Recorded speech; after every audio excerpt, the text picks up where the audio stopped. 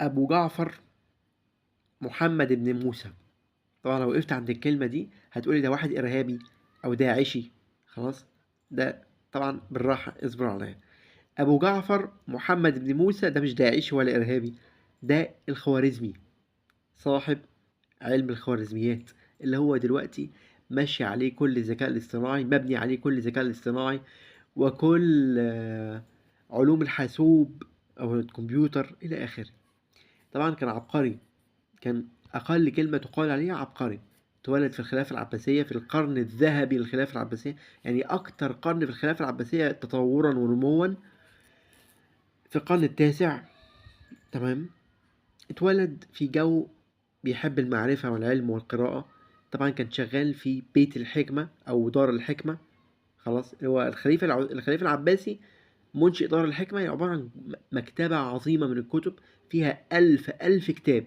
طبعا كان عندهم مفيش حاجة اسمها مليون، مفيش حاجة، كانش في حاجة اسمها مليون ساعتها.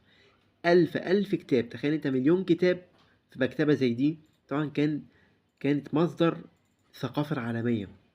الخلافة العباسية كانت مصدر للثقافة العالمية ساعتها. الخوارزمي مؤسس علم الجبر.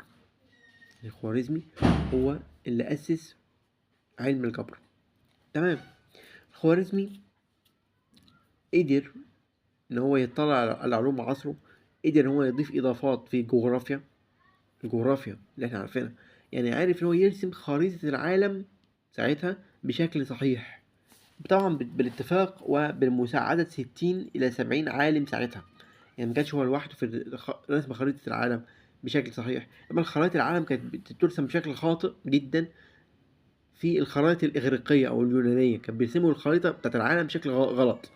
جه العلماء المسلمين ساعتها صححوا من شكل الخريطة العالمية لحد ما بقت صحيحة 100%. تمام. هو مش 100% لكن إلى حد ما صحيحة بنسبة كبيرة.